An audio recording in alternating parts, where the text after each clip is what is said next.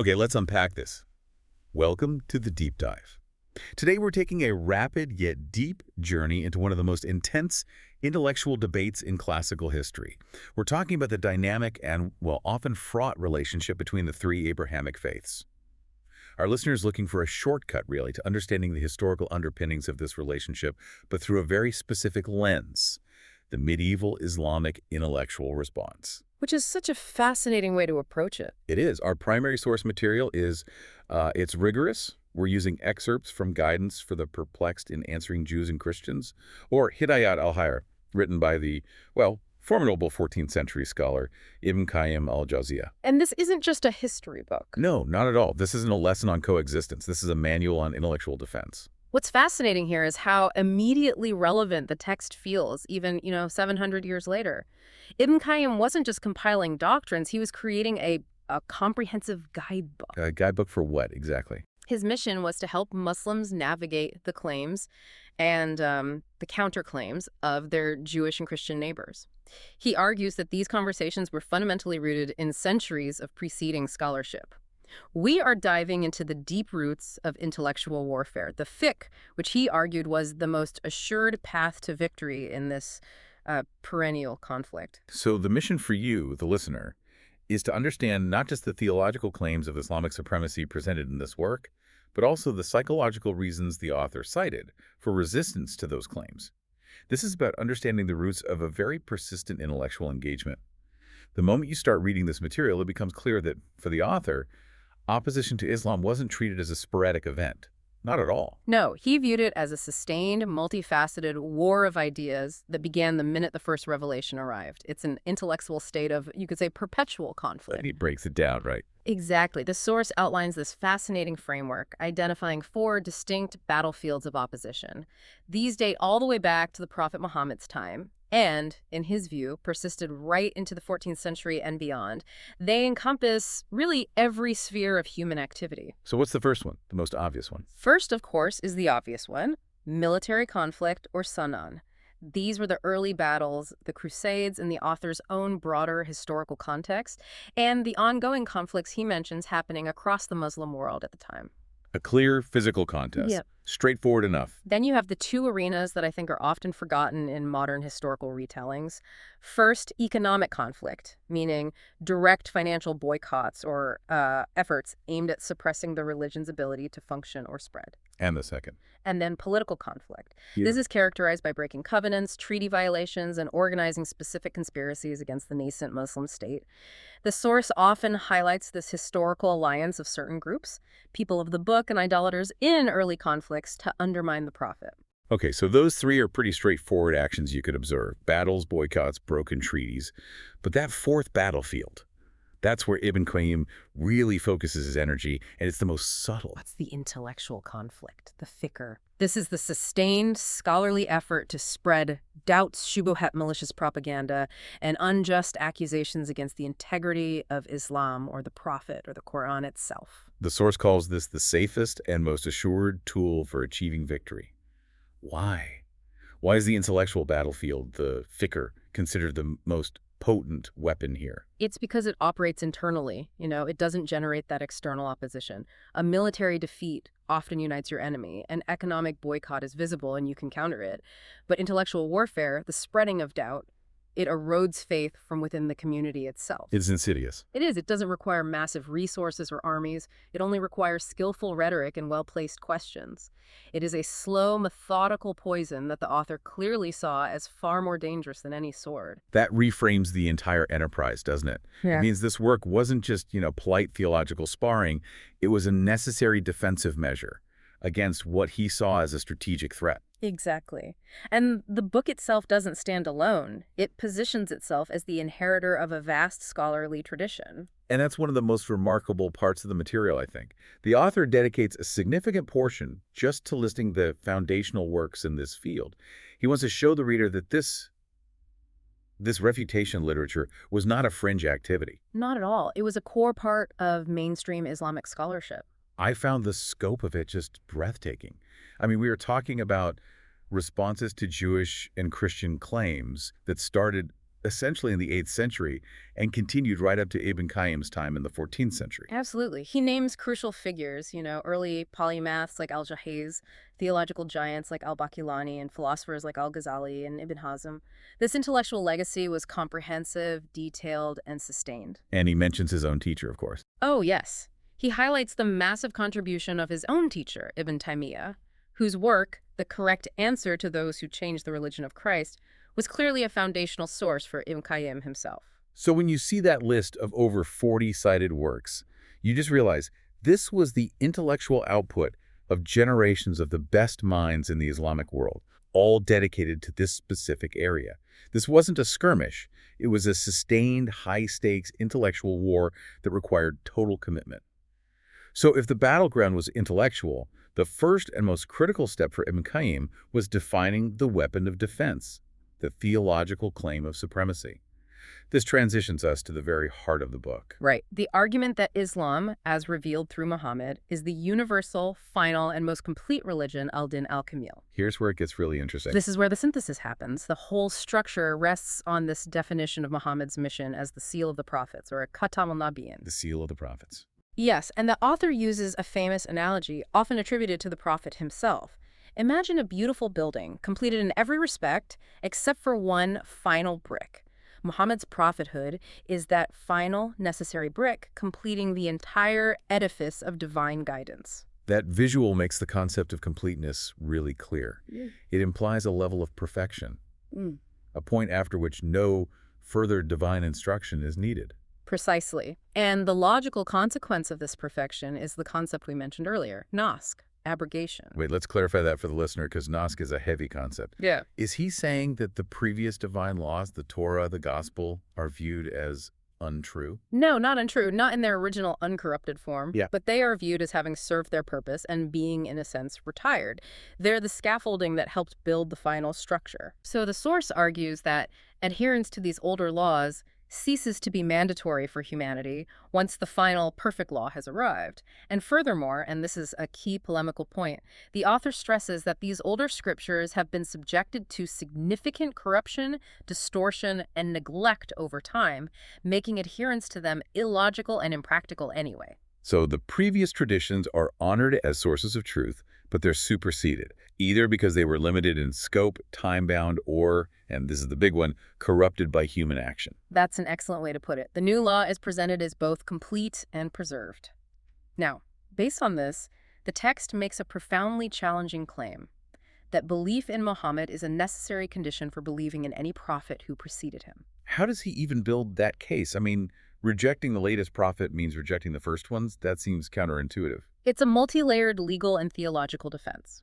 First, he appeals to foreknowledge. The argument is that the preceding prophets, Moses and Jesus included, actually commanded their followers to believe in the final messenger and prophesied his coming. So to reject Muhammad is to directly violate the commands of the very prophets you claim to follow. Okay, that's one layer. Second, there's the universal message. Muhammad's call encompasses the foundational universal message of all prophets: belief in one God, justice, morality. So, rejecting this universal message is, in effect, rejecting the entire chain of prophetic guidance that preceded it. And the third argument, one focuses on the quality of proof, which brings us right back to that intellectual warfare theme. Correct. The author argues that the signs and proofs, the ayat, of Muhammad's prophethood are exponentially greater and, crucially, more definitively preserved than those of Moses or Jesus. Why? Due to the immediate recording and the sheer multitude of narrators passing down the details. The argument is that the proof is undeniable and preserved in a way older texts just were not. The ultimate foundation for this entire structure, though, is the concept of the divine covenant, the Mithaq. Exactly. The Mithaq is the foundation. Think of it less as theology and more as a universal binding contract. God took a covenant from all prophets and, by extension, their followers, requiring them to believe in and support any subsequent prophet who came after them, especially the final one. So fulfilling this covenant. Fulfilling this eternal covenant, the text asserts, is mandatory for all people of the book. It transforms rejection from a theological disagreement into a kind of contract breach. It's a powerful internal logic. He's asserting that the proofs were so clear they were actually built into the fabric of the previous faiths themselves, which brings us back to the human element. If the theological evidence, the prophecies, the logic of the Mithaq, if all the proofs were so clear, why would the people of the book resist? And Ibn Qayyim knows this is the question he has to answer. The argument must move beyond doctrine and into motive. Why would people reject something they supposedly know to be true? He's a sharp psychologist here. Very. He tackles the simplest explanation first, addressing the common assumption that Jews and Christians only avoided Islam because they feared losing worldly status. Which he confirms is a factor. Oh, absolutely. Motive 1. Status and sustenance al-Riyasa wa al-Makala is a major barrier. Many religious leaders, the rabbis, the monks, the scholars, they would lose their authority, their income, their elevated social standing if they converted. They would be reduced to, well, common Muslims, losing their unique prestige. That makes practical sense. I mean, accepting a new truth often means losing your power over the old system. The ultimate cost of conversion can be professional and social ruin. And we see this conflict perfectly illustrated in a story the author recounts about the Byzantine Emperor Heraclius. Tell us the story. It's a classic example of this tension between truth and, well, the crown. So the story goes that Heraclius, after receiving a diplomatic letter from the Prophet Muhammad, he investigated the claims. He interrogated a representative of the Prophet's opponents, Abu Sufyan, and intellectually he completely grasped the truth of the message. He was convinced. Intellectually, yes. He even performed this theatrical test. He invited his leading noblemen to a grand hall and essentially suggested they should acknowledge this new prophet. And what was their reaction? Absolute outrage. They roared in protest and tried to flee the hall. Heraclius, seeing the genuine fear for his crown and his life, immediately backed down. He claimed he was only testing their loyalty to Christianity. So he knew. He intellectually recognized the truth, but ultimately he chose disbelief because he feared his people would reject him and strip him of his worldly status, his jaw. The love of authority and self-preservation, it trumped the truth. That's a powerful lesson in human frailty. Ah. Status is often more binding than theology, but the source argues the most significant barrier is even deeper than that, right? Something more spiritual. Absolutely. The deepest, most poisonous barrier, according to Ibn Qayyim, is motive 2. Hatred and envy, al-Hasad. This is the ultimate flaw that causes an irrational rejection of the truth even when it's known. How does he connect that to this situation? He compares it directly to Iblis's refusal to bow to Adam. It wasn't about logic. It was about pride and malice. The author argues that this same deep-seated envy prevented the Jews of Jesus' time from believing in Christ, even when they were surrounded by clear signs. And for the people of the book in Muhammad's time. This envy just intensified, because the new prophet brought a law that not only claimed universality, but also exposed their existing corruption, and was, in the end, victorious over them. This led to a profound, irrational rejection. They rejected the source because they resented the messenger. That analysis takes the conflict out of the realm of pure textual critique and puts it firmly in the arena of human sin and psychology. Finally, we have to address the question that inevitably follows any discussion of historical religious conflict. It's the assertion the author himself was tasked with answering, the claim that Islam spread only by the sword. And we should be clear, we are analyzing Ibn Qayyim's specific defense against this contemporary claim. Of course, so what is his counter-argument? His defense is robust, and it relies on distinguishing between forced conversion and the voluntary acceptance of a new political reality. The original question was often phrased as, Islam was established by the sword, not the book. And his response? Ibn Qayyim firmly states that Islam was established primarily by the guiding book, al-Kitab al-Hadi. The sword, the saif, was only used against those who initiated war, broke existing covenants, or were actively hostile. He argues the purpose of the sword was to establish order and political supremacy, not to compel belief. And what evidence does he cite for that non-compulsion argument? The foundational evidence is the Quranic verse, "There shall be no compulsion in acceptance of the religion." He emphasizes that the Prophet never compelled non-combatants, only asking them to fulfill treaties or pay a specific tribute, the Jizya, if they wished to maintain their existing faith under Muslim rule. So the argument is that mass conversion was a consequence of peaceful witnessing, not military coercion. Exactly. The source argues that the mass conversions of populations across vast territories, Yemen, Syria, Persia, happened voluntarily once the truth was evident and the political structures were secure. The Jewish and Christian populations often reduced to a rare few, according to the author, because the rest chose to embrace Islam after witnessing its triumph and the clarity of its message long after any initial conquest. So the sword created the space for the book to persuade. That's the argument. If we connect this to the bigger picture, Guidance for the Perplexed serves as a magnificent historical record.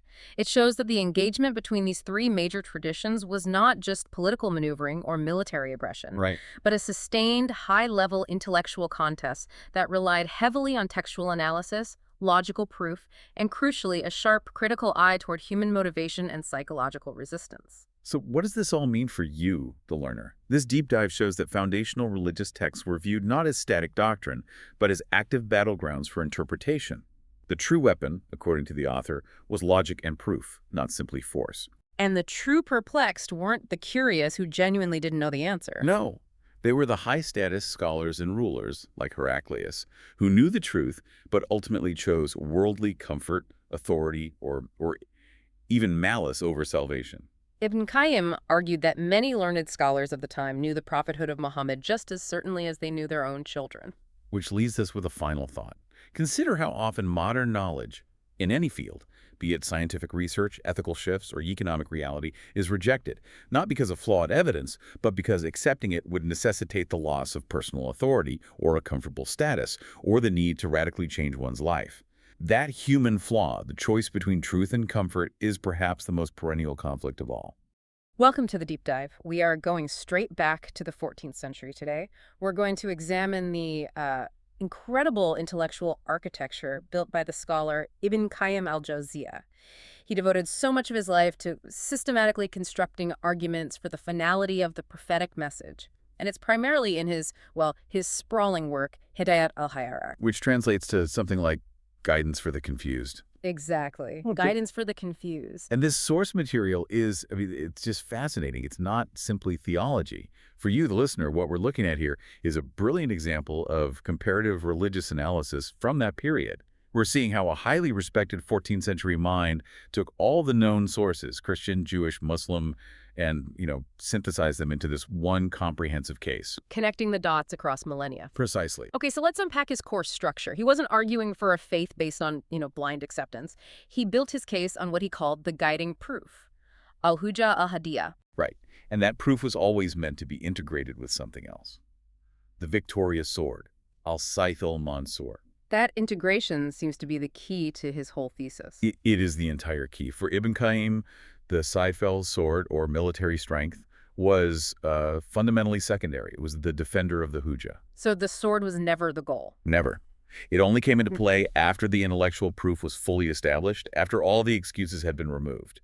It means justice relied first on the book that guides, and only then on the power that protects it. It's establishing the precedence of argument over coercion right from the start. Exactly. Which, that immediately tackles any idea that this was just an imposition.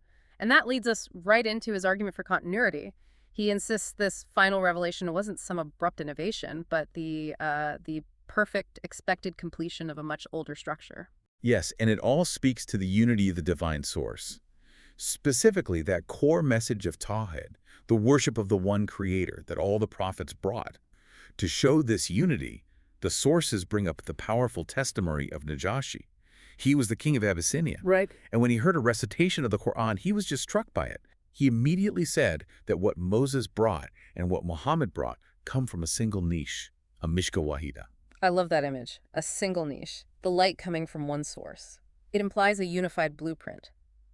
And speaking of blueprints, he uses that famous analogy of prophethood itself being this magnificent, perfect building. A beautiful building, perfectly constructed, but... with one missing piece. The space for one brick in the corner. And that's the key.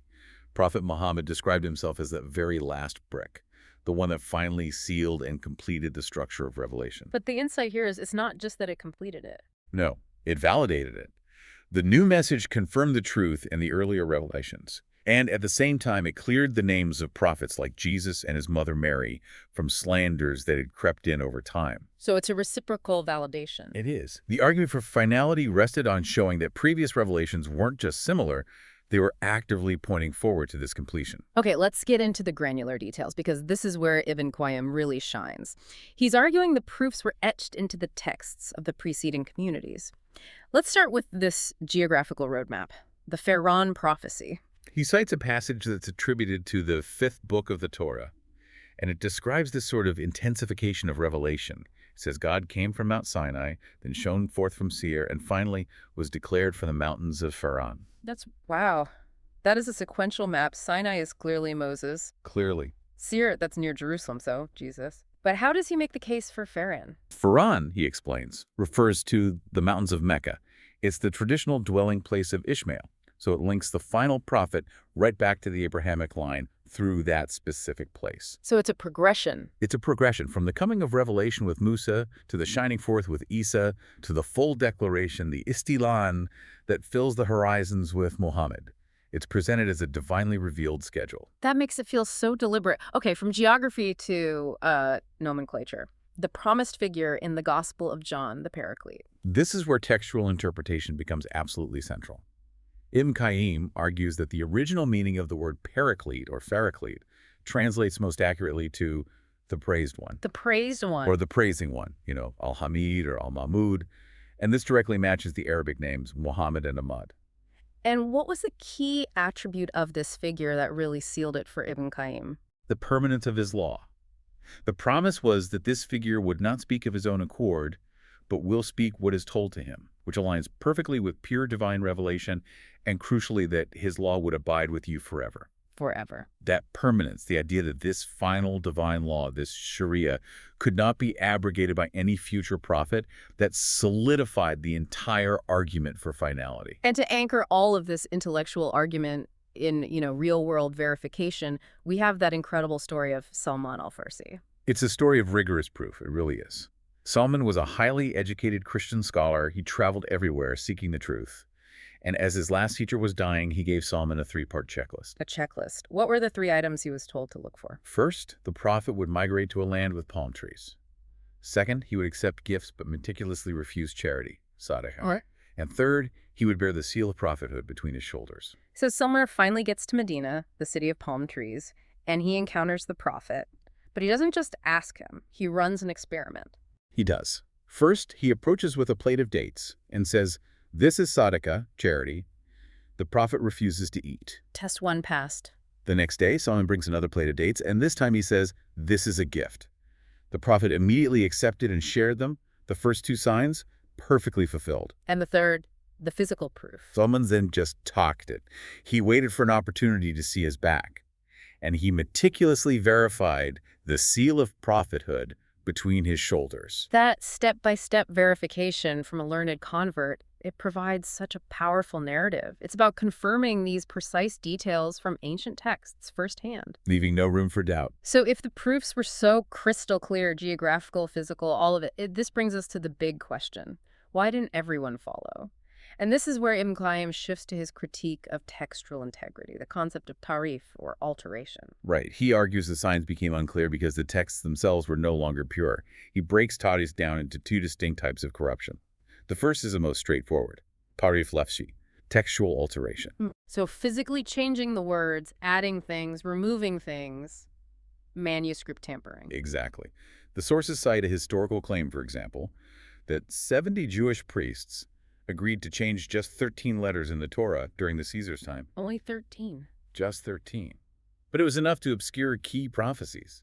It shows that even small, deliberate changes were claimed to have happened. But the second type, Tahrif Manawi, that feels, much more insidious, harder to spot. It is. It's semantic alteration.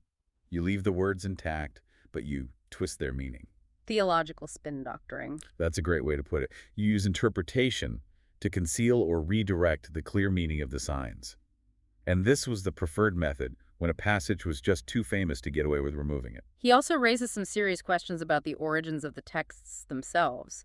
He brings up the claim that the current Torah isn't the original one revealed to Moses. Yeah, but that it's a collection gathered by Ezra, or Ezra the scribe, after the original was burned and the temple was destroyed. And the argument is that this vacuum, this reconstruction, it allowed for errors to creep in. Absurdities and impossibilities, as he calls them. The famous example he uses is the description of God resting on the 7th day. A concept, he argues, is just fundamentally incompatible with the perfection and ceaseless activity of the Creator. And he applies a similar critical lens to the Gospels. He does.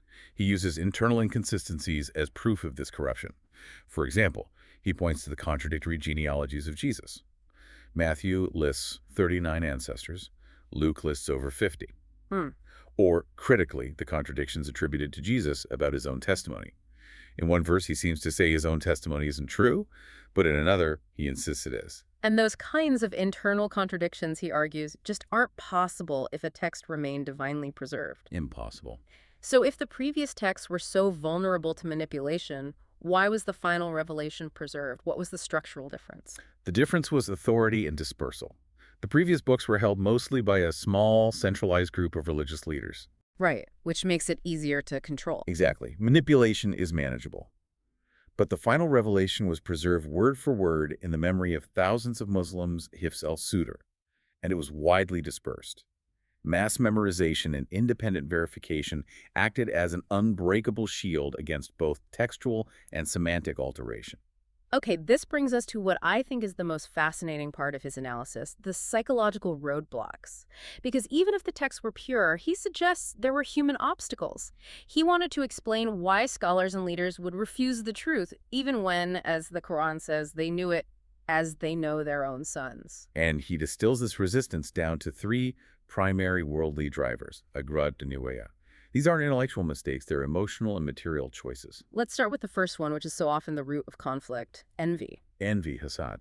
This was specifically cited as the malice of some Jewish scholars who refused to submit because the new prophet wasn't from the children of Israel. He was from the Arabs.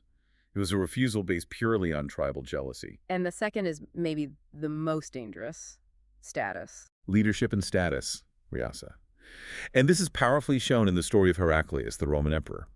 The sources claim Heraclius knew the prophet's message was true. Intellectually, he got it. But he didn't convert. He chose to keep his kingdom, his status. He preferred his temporal kingship over guidance.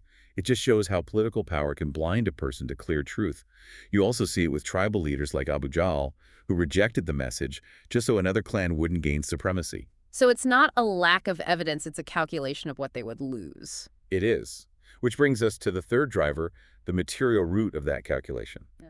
Money. Livelihood. Makala. The fear of losing financial and material gain. Ibn al-Qayyim talks about a prominent Christian scholar he knew who basically admitted, if I convert, I lose all my wealth, my status, the stipends I get from the kings. He was afraid of becoming poor.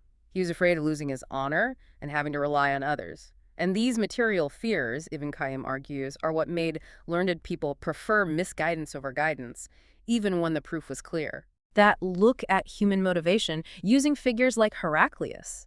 It adds such a rich layer to this. It explains why the proofs needed to be so comprehensive. The obstacles were internal, not intellectual. Absolutely. It makes the case a study of human nature, not just historical text. So let's bring the argument full circle to the logical necessity of completion, the finality of the message and its universal scope, kafatan lenas. If the final law is complete, what happens to the specific laws that came before? The final law logically supersedes them. The term is naskh. It supersedes previous legal details because it's the most complete and perfect for humanity across all times. You don't need the old blueprint revisions once the building is finished. Exactly. And furthermore, the final revelation is described as muhaimin. It's a guardian, a protector, and the ultimate judge over the previous scriptures. It confirms what's still true and reveals what had been hidden or altered by human hands. So it confirms the foundation, completes the structure, and acts as the final arbiter. And the final point that solidifies all of this. It's about the end of time. The sources note that when Jesus returns, he won't rule by the law he brought centuries earlier. He will judge and rule according to the final law of Muhammad. Wow. And in doing so, he cuts off all possible excuses for the people of the book not to follow the completed message. That is a staggering claim, bringing the whole argument to an eschatological conclusion. We've covered the geographical roadmap, the textual verification with Salman al-Farsi, the meticulous literary criticism, and the deep psychological analysis of why worldly ambition can trump truth. That's the power of Ibn Qayyim's approach, combining historical evidence, textual criticism, and human motivation to build this airtight intellectual case back in the 14th century. And this journey provides a final, provocative thought for you to mull over today. Ibn Qayyim lived in a world where discernment meant critically analyzing physical text, exposing hidden truths. Today, we're drowning in an infinitely vaster flow of information, news, social media, historical claims. So the question is, what tools must we employ to critically analyze and verify this endless content? How do we ensure that we're guided by proof and intellectual rigor rather than the same historical temptations of passion, tribalism, or personal gain? A question about critical thinking in the digital age, informed by the wisdom of the Middle Ages. Thank you for joining us on this deep dive.